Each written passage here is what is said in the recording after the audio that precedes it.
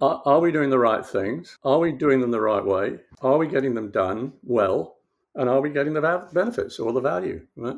I've gone through those with many clients, and they go, "Oh yeah, I think we're doing the right things. I think we're doing them the right way. I think we're doing them quite well." And oh, benefits. I think we better go back to question one.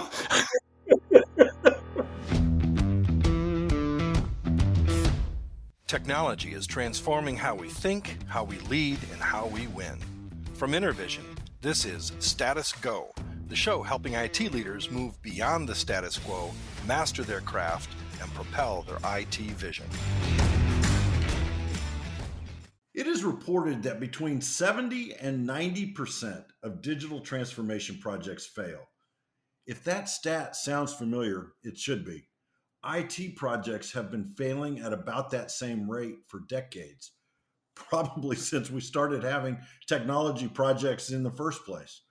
Today on Status Go, we're going to dig into why. Recently, I was preparing to facilitate a workshop for a group of emerging leaders. My charter was to introduce the topic of portfolio management. I love how the universe sometimes tends to bring you information when you need it, and this time was no exception. I was in the process of reading the new book, Digital Transformation Demystified, when I got to chapter 4, Value, the Guiding Star. The chapter was written by John Thorp. John is an internationally recognized author and leader in the field of value and benefits management. His chapter not only covers portfolio management, it may just answer that question. Why do so many projects fail? So, John, it is my honor and privilege to welcome you to Status Go this afternoon. Well, thank you, Jeff, and it's a pleasure to be here talking with you. John, your background is fascinating, and every time that we speak, whether it's in our prep for this or on the Institute Fellows calls, I learn more about your background. You've lived and worked on several continents. You've been a leading voice in technology for many years. Can you share a little bit about your journey and what brought you to this place today? Oh, well, it was simple money, but that was not in the way you might think. But I I worked for 60 years, actually 60 years, and it's been 60 years this year. And I started as a computer operator back in 1963 in London.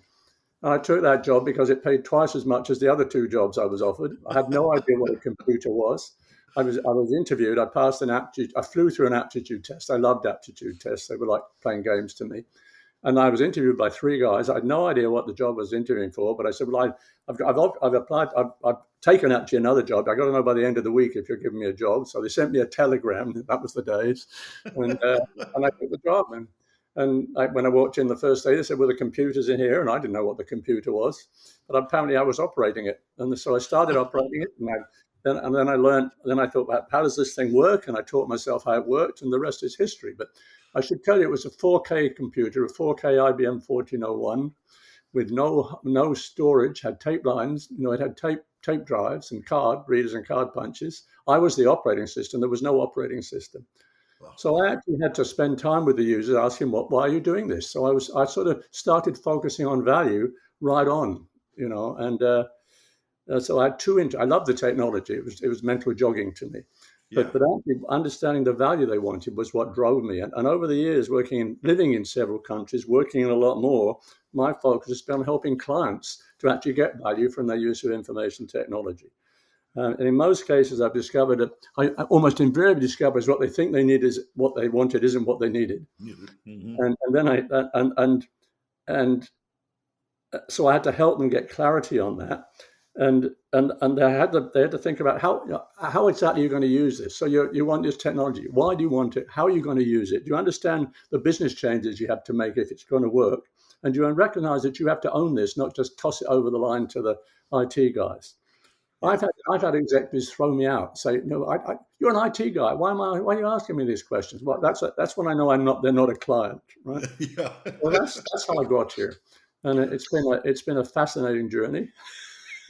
We were talking before we went on the air about the changes that you and I have seen in our careers. Mine's not quite as long as yours. I'm a couple decades behind you, but I'm catching up fast. So I do want to talk about the chapter in Digital Transformation Demystified. Let's start with answering the question why. You call it a labeling problem. Yeah. What is this labeling problem, and how is it causing these projects or initiatives to fail? Well, the labeling problem is IT, but I'll explain why that's the way. Um, because labeling and managing investments in IT-enabled business transformation, IT investments, is nonsense. They're not IT investments. They're investments in in significant business and organizational change. And abdicating accountability for that to the chief information officer is the root cause of failure of most of these things. The executive says, this is an IT issue, you take it. Mhm. Now, I don't want to denigrate CIOs. I mean, some CIOs are good at the business side, but many aren't. And many of the people in the IT department are. They love the bits and bytes. Business value doesn't come from technology alone. In fact, in and of itself, technology is just a cost. Yeah. Value comes from the business change that technology both shapes and enables, but also requires if value is going to be taken from it. About 10 years ago, Charlie Arujo, Yes. invited me to join the institute, what it was then called the IT Transformation Institute. And after a few months, or maybe a couple of years, I said, you've got to change the name of this. It's still got the IT label on it. So we renamed it the Digital Transformation Institute. And guess what? Everyone still thinks digital's IT. It's got IT in the Yep. middle of it. Yeah. So Yeah. it really hasn't changed. The name change didn't help. And that's unfortunate. It's really the failure of business leadership to understand this and the lack of focus on value that's been the subject of discussion over many, many years. Mhm. That's the problem. Despite all this discussion, nothing much has changed.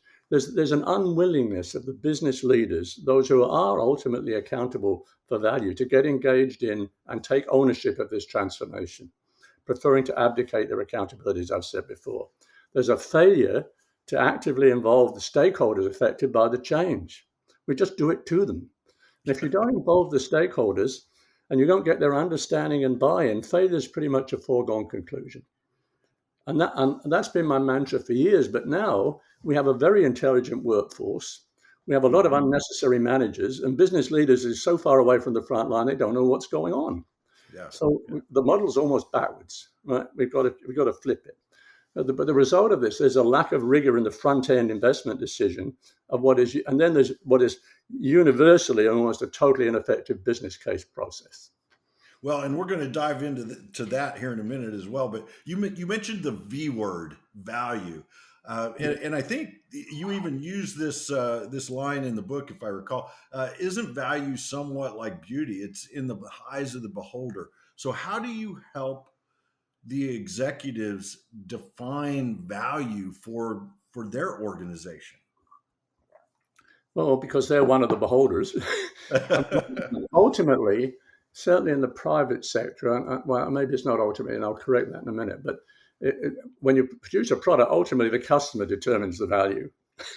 You have to do the Yeah. best job you can of deciding what you think the value is, but ultimately they're going to be the judge of that. So, Yeah. I think the fundamental problem is just a limited understanding of what is value. Hmm. I Many years ago, I was in Australia, and I was having lunch with the CEO of a largest Australian company who were implementing a large ERP project, and we won't go down that road. Well, I'm about to actually, and it was a typically over budget, behind schedule, large ERP installation. And I said to him, what do you expect? What value are you looking for in this? He said, I don't know, but I'll know it when I see it. Yeah.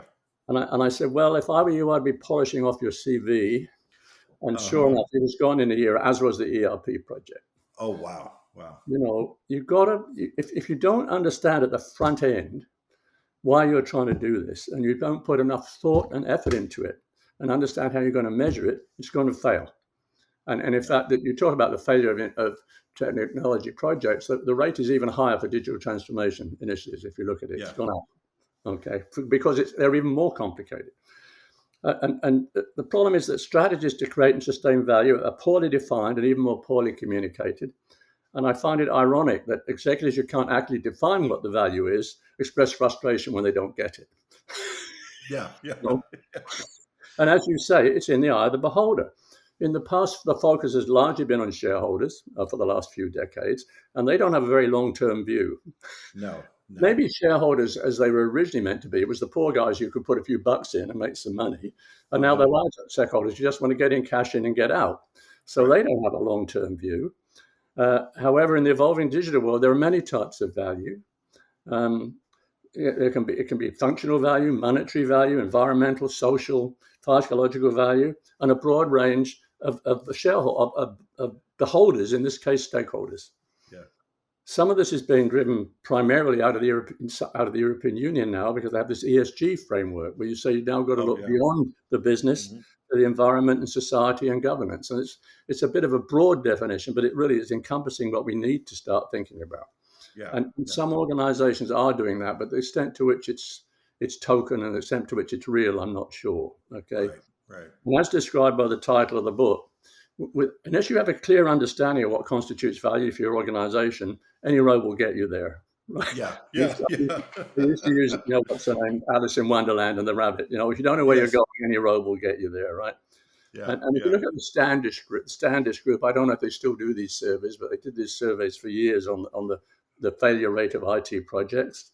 And they found that 53%, there's a huge failure rate, but 53% of them have what's called value leakage at the strategic level, and 32% have value leakage at the architectural level. So that's a total of, if I do a quick arithmetic, 75%, no more than that, 85% of leakage, and it's at the top. And they're losing value, the value that they were trying to get before. Yeah, because they never put the effort into defining it and what it was going to take to get it. Yeah. The value is not usually lost down at the project level. The guys build what they're told to build. Yeah. Well, they can't build it all because they always don't have enough money and it always extends or whatever. But basically, they can build the code. So basically, the rot starts at the top. Yeah. I was in the construction industry for a while, and we always threw around the word. We value engineered that. What they mean is you cut costs out of something and get its functionality to the barest minimum, and that's value engineering. And I think that carries over into the IT world. Oh yeah, and if you look, we have a colleague. I have a colleague that I talk to occasionally. Is in the construction business, building roads in the UK, highways in the UK, which is a bit of a challenge now because it takes decades to build highways, and people are moving out of towns now. So you can imagine it's a bit of an issue. We'll just move the highway. But if you have to look, you can't find the word value in any of the conversations. It's about delivering capability within cost, and that's it. Yeah. Well, I love the way that you boil it down to when you're meeting with the CEOs and the executive suite, you boil it down to 4 pretty simple questions, simple to ask, maybe not so simple to answer. So what are the 4 R's? Yeah, well, let me tell you. Yeah, are we doing the right things? Are we doing them the right way? Are we getting them done well? And are we getting the benefits or the value, right? Mm-hmm. And I used to say benefits, but really it's value, but benefits is fine. And I've gone through those with many clients, and they go, oh yeah, I think we're doing the right things. I think we're doing them the right way. I think we're doing them quite well. And oh shit, benefits. I think we better go back to question 1. It's amazing on a whiteboard. I've just done this, and that's what they go. Oh. Yeah. But the reason is they're simple questions, right? Yeah. They're not simple to answer. They are not. But how do you use that conversation to help the company drive their transformation? Is it that eye-opening experience, or you take it further? Because then you can link it into well, you need if you got what is the process you need to take? What are we doing the right things? Well, that's your strategic process, right? Mm-hmm. And then what do you need to know you're doing the right way? That's your architectural process. And how do you do it well? Those are your delivery processes. And how do you get the benefits? Well, that has to be built into everything. And also it has to be around it. So it gets them to start thinking about the processes, but within a very simple framework. Yeah. And it happened to me that way. I was presenting these I have these lovely process charts of what I still call the strategic governance framework, and I was presenting it to a board, a board, and I haven't gone very far, and I said, "Excuse me, this is all gobbledygook to us. What exactly are you trying to say here?" And I thought, well, that's not, consultants don't like to hear that, but I thought, Yeah, okay, yeah, well, basically, it's these 4 questions. yeah, yeah, That became, and he said, okay, why didn't you tell us that in the first place? Now get on with it. And actually, yeah, they became a very long-term client after that. So I learned from that. Okay, yeah, yeah, and I took those 4 R's, and they were embedded in a book, that the Information Paradox, that I wrote almost 25 years ago with what was then DMR Consulting, is now Fujitsu Consulting, hmm, and in the mid 90s, and that became the basis for the DMR macroscope, which encompasses all those processes, which is now called the Fujitsu macroscope methodology. And it's basically a suite of methodologies that involve strategy, doing the right things, architecture doing the right way, delivery getting them done well, and benefits getting the benefits. Now, these yeah, 4 R's have to be the most widely uh, quoted and even occasionally attributed thing I've ever done in my life, because they appear everywhere. But I don't mind that, and that's what people should be doing. yeah, And yeah, at the board and the executive level, the primary process that supports them answering those questions is portfolio management. yeah, yeah. And that's a great segue into my next question. Uh, but before I get into that, I will say I will be quoting you tomorrow as I teach this workshop, because I use the 4 R's, but I do attribute them to you. I'm So you'll sure have you will. attribution. I don't care, but I care a little. It's polite, but it's at least it's working. I mean, it's there. People get it. Yeah, yeah, yeah. You can Well, elevate it. You can do it in an elevator. yeah, you can. You could, especially. I love that. They answer the first question, they answer the second, they get to benefits, and they're like, "Oh God, we got to start over at question one again." That's we And really it got to gets so unpack ingrained. I'll divert for a minute, but when I work with a whole group of people who did this, and we go to the pub and we make decisions. So, well, is this the right decision? The pub. what beer should we have? I don't know. I mean, Yeah, but that may be taking your analyst hat just a bit too yeah, it far. was, but Yeah. it gets imprinted there, right? Okay. That's right. That's right. Well, I mentioned it at the outset, and you mentioned it just a moment ago. Portfolio management, and your chapter on this really resonated with me. And without giving too much away from the chapter, because I want people to go buy the book and read it. What are some of the keys to successful portfolio management in your mind? Well, let me just front end it by saying why I think it's important, and I'll tell you Mhm. this. Yeah, A lot yeah. of people, I mean, I'd love to say you can go and buy the book, but it's hard to find. But if they go to the Fujitsu website, they can download a free copy of it. So, Oh, there you go. There you go. I mean, you'll have to hunt through it because it's been there for a while, but it's still there, and you can download it. So, I mean, I call it the bridge to value, because the board and the executive are accountable to a broad range of stakeholders. I talked about this. When effectively used, it's the bridge between the board and the executive and the people who have to do the work. Hmm. And in doing so, it provides rigor to the investment decision and provides a dashboard for the investments to be managed on an ongoing basis. It's not a new concept. I mean, portfolio management originated in the 1700s in Italy, if you've done any research on this. Describing a case based on Latin words means to carry papers. Oh So it was wow, people wow! carrying their It portfolio. really was a portfolio, right? Yeah, Yeah, yeah, it yeah, was a yeah. portfolio.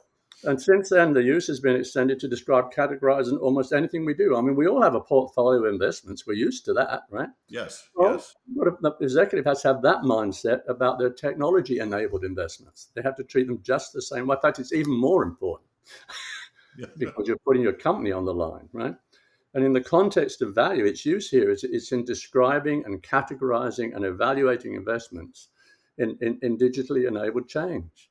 Hmm. And while it could be considered a very analytical process or a substitute for business judgment, it really supports the board and executive in doing several things. One, making objective selection based on our business change programs in line with their strategy to maximize value.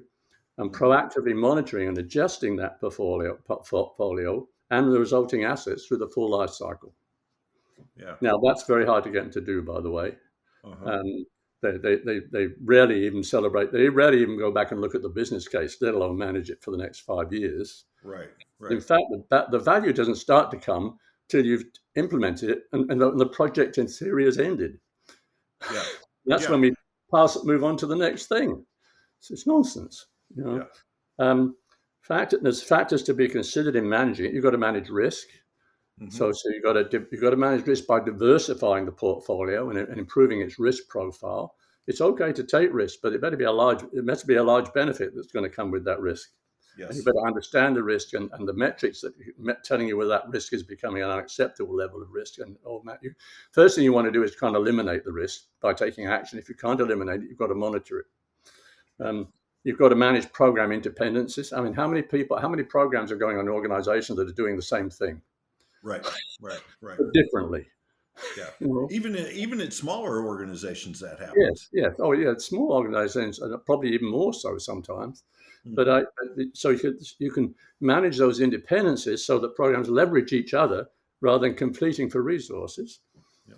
And you can. It's not a once done and dusted thing. You can continually adjust the portfolio composition as programs are completed and new ones are selected, and priorities change. So you can continually, as you do. I think thinking of a financial portfolio is exactly how you manage it. Now, this is underperforming, this one. Why we should move it out? Why is this one underperforming? Can we tweak it? Okay, well, that's what it does. There's a couple of things that really help you do it in terms of tools. Mhm. Um, you don't spend all this amount of time on everything. You've got to categorize your programs. I mean, there's certain things you're told to do. You have to do it. It's by Yeah. government audit. You want to do it effectively and efficiently, but you're not going to decide whether you're going to do it. You're going to Right. do it. Yeah. But there are other things that are optional, and they require different handling depending on the degree of freedom allocating funds and the complexity of the investment. Mhm. But a sound system for categorizing them and having the management focus on the key business decisions is what we need to do. And another thing that supports that is what I call value or benefits mapping. There's something called the results chain, which you may have not heard of, which I helped develop in Fujitsu. And again, that's been fairly broadly adopted in slightly different forms and renamed by many people. Mhm. But it's essentially a very simple process that says it has 4 elements, really. The outcomes, or there's end and intermediate outcomes. There's Mhm. initiatives, there's assumptions, and there's contributions. And you just Yeah. map that Yeah. with metrics. It's very simple, but it's at a level the board can understand if you present Right. it at a high level. And it's a key tool for helping do this. And it can be used at several levels. You can have an overall map just showing how the portfolio is contributing. You can have a high level map of one investment, or you can drill down into the detail. Yeah. And there are many examples of all of those. But at the board level, I mean, I was working with Boeing. I would say a large aeroplane manufacturer. It's so long ago, I can say Boeing now, I guess. But and they were trying to totally revamp their military aircraft capability. The Mhm. process. I've never worked for a client before where I had to be escorted to the washroom. Yep. Yep. High security. It was Yes. fairly interesting, but there was the guy, the head of the division. It was a big division. They'd been wrestling with this for ages, and they eventually called us in to do this. So we went through, and I eventually put together a very simple results chain. No, it took a long time to do that. And there was the day when he came in to look at it, and you can imagine the level of angst there was around the room. Uh-huh. But he sort of walked in, looked at it, and said, "That's it. You got it." You know.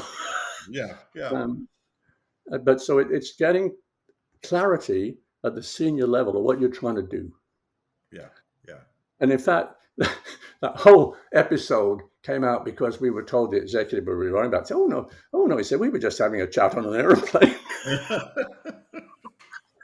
But it ended up coming up with an outcome they needed. Okay, Yeah. Yeah. so it's very critical, and it's not so much in the map that you create; it's in the process of the extensive interviewing and workshops that create it. Yeah. At Boeing, I had the pass to the executive floor when I did this. Hmm. And I've interviewed every executive. Not many people ever got to do that. Yeah, yeah. And it worked. We ended up solving the problem. Well, it helps when the executive level, when that floor, so to speak, is involved. It helps to have a mutual understanding of what value is for what Yeah, you're trying to do, yeah. and buy into the decisions. And I think as I read your chapter, John, part of what struck me was that not only do we label projects as IT projects and we hand it off to the CIO, but so many times program management and portfolio management falls to the CIO. Well, And that's the root of part of this problem, right? yeah, it's even worse. I think. I mean, I don't do. I'm associated with the Association for Project Management in the UK, and I have worked with the Project Management Institute in the UK and more in the US. Hmm. And if you look at their portfolio, it includes those three things. Because there's no, and to be fair, because there's no attention given to it at the executive or management level, they've moved it into their space. Yeah, yeah. Someone has to do it. Well, someone has to do it, but also they make a lot of money out of it because they make money by training people, but they're training the Right. wrong people. Yeah, You know, yeah, the most people they train on this aren't going to be able to do it. They're not yeah, the right people. yeah. It's got to be they're training the guys who are going to be good at project management, trying to get them to be good at program management and portfolio Real management, and management. not many of them have those skills. Right. So it's lost in that place. Yeah, and even if they have the skills, they don't have the influence in the position within the Right. They organization, don't have the access. Right. right, to drive that. They don't have the keys to that floor. That never stopped me, by the way. I mean, when I started as a computer operator, I would at the end of a shift, I would write messages to the boss saying, "This is wrong. We should be." We should be doing this. And I never stopped doing that. You know, and finally, I've, Yeah. I've always I've always had a healthy disregard for the management. Well, that's probably what makes you a good consultant, John. So Well, before we wrap up, I want to talk about another portion that you dedicate, or another topic you dedicate a significant portion to, is the dreaded business case. Why is the business case such an important tool for deriving value? because it's because they really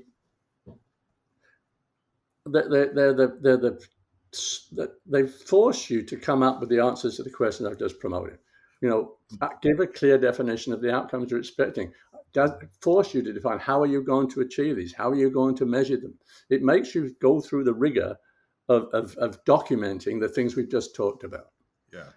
And it's generally seen as a useless exercise you have to go through, lie your way through it, and never come back to it. Get the approvals and move But on. in Yeah. fact, to me, it's the most significant tool to support this, and it's not a once and done thing. It should also be a dynamic tool, and that you're updating it as the things are changing. Well, now how's the business case look now? Is this thing happening? Has it changed? And quite often, you can find more advantage if you go back in a business case and say, wait a minute, we learned some things here, and we can actually do things better, Yeah. or it's not working, and we better Yeah. shut Yeah. it down. So without that, there's no. It's what keeps it going over that process, and it's really just they're measured by weight normally. And I remember when I was Thud factor. when I was consulting. I mean, we would have to deliver the proposals in a truck, Yeah. Yeah. because and no one ever read it. Right. You had to go Yeah. through all this It was stuff. too It's long. rubbish. Yeah. You know, I always thought we should have written the executive summary first because that's the only thing they really needed to read. But we wrote that at midnight before the truck arrived. Well, and just the size of those probably gave birth to the whole concept of executive summary anyway. Because Yeah, I mean, business cases they have to go behind the delivery of technology too. It's about what is all the change that's required, and they've got to ensure that appropriate metrics, both what I call lead and lag metrics, are in place because and that you also have what I call intermediate and end outcomes. You've got to where on the journey can we see that we're on the right path? Yeah. We don't have time, but I use the analogy, not in the book, but I have used the analogy in the past of sailing. Uh-huh. You decide where you're going to go, you set your course, you get going, and then you take a bearing and not where you wanted to be. So Yeah. what do? Just carry on? No, you say, why aren't I where I am? Can I Yeah. get back on course? Do I have to change my course? Do I have to change my destination, or should I go home? Yeah. So Yeah. you have to take the same thinking to Yeah. this, okay, and use that. And it has to be a living operational tool, not something that just gathers dust at the end. Well, and I think that's an important point. You mentioned this. You mentioned this earlier that so many times we create these. We may go through the process of creating these business cases, or here's what the outcome's going to be, but the real value isn't seen until after the project is done, Absolutely. and most of the times that business case is long forgotten. We Well, I should mean, yeah, Right? We should be um, using those at the portfolio level to yeah, continue to measure that yeah, investment. yeah. Well, you should be measuring it at the portfolio level, which causes you to Yes. go back and revisit the business case Yes, yes, if you yes, need to. So that it's the tool that helps you to move that forward. Without that, you have no context. yes, But yes. again, it's seen as a terrible thing. You just have to do. And if you ever work, I'm sure you work for the public sector, and the public sector always shuts down for two weeks over Christmas, but they always have a budget to spend. So they send out RFPs on December the 21st that you all have to respond to by January the something. Right? Right, That's the right, thought right. that goes into it. It's really got to be seen. Everyone sees all of these things as a nuisance. Well, no, they're a very valuable tool. If you're going to deliver value, if you're going to seriously manage value, you've got to think of portfolio management. You've got to think of the business case and its role in that process. Yeah. I I'm a believer, John. I think as I've said, this chapter really said a lot to me. I learned a lot as I was going through it, and I've been doing this for a long, long time. Uh, um, Now, I think we talked about this in the prep call. I hope I warned you, because we're here on Status Go. We are all about action, and we love to leave our listeners with a very explicit call to action. So, John, what are one or two things our listeners should go do tomorrow because they listened to our conversation today? Well, I'll give you two short things and one slightly longer thing, because I think you should always have a slightly longer idea. First of all, any conversation you're having now, put value front and center, right? Yeah. Why are we doing this? How will we know we're succeeding? Is this aligned? I mean, when someone tells you to do something or in the middle of something, question the value. Why are we doing this? Yes. Not just as a cynic. I mean, we need to understand that. Okay, um, and everyone that be you board members or executives or managers or guys at the front line should be asking that question. Yeah. Second, fundamentally recognize this is not a technology issue. This is a governance and an executive and a management issue That's true. Yeah. about managing change. And recognize, and this is the longer term one now, that recognize that and if we're going to succeed in this, the organizations in the digital world are going to have to make fundamental changes in the whole nature of their business. Yeah. And they have to break out of the straitjacket of industrial age thinking, sometimes agricultural age thinking, Yes. and siloed industrial age mindsets, evolving them into mindsets that are enabling, learning, and willing to try things and fail quickly, learn, and move on, and empower people with a more agile and inclusive approach to governance, leadership, and management. At the moment, the top-down stuff doesn't work today. I mean, it might work in some parts of the world doing very simple things, but they'll be automated anyway. But in a world where you've got an intelligent workforce, it's back to front. Yeah. You need to set the context, set your vision and whatever. Although even then, involve people in helping you, but then let them go. As long as they Yeah. know, you trust them, you know what they're doing, and you've got metrics in place to know they're doing it. Yeah. That is great advice. All three of those actions, the short term and the long term, that's great advice for our listeners out there. John, I got to thank you for carving out time to do this. I know you are incredibly busy, as you still have clients around the world that you're working with, and I just so appreciate your insights and your wisdom today. Well, thank you. Thank you for having me, letting me vent again. Anytime, we'll have you back on. We'll do Vent Part 2. Thank you. To our listeners, if you have a question or want to learn more, visit intervision.com. The show notes will provide links and contact information. This is Jeff Tunn for John Thorp. Thank you very much for listening. You've been listening to the Status Go podcast. You can subscribe on iTunes or get more information at intervision.com. If you'd like to contribute to the conversation, find Intervision on Facebook, LinkedIn, or Twitter. Thank you for listening. Until next time.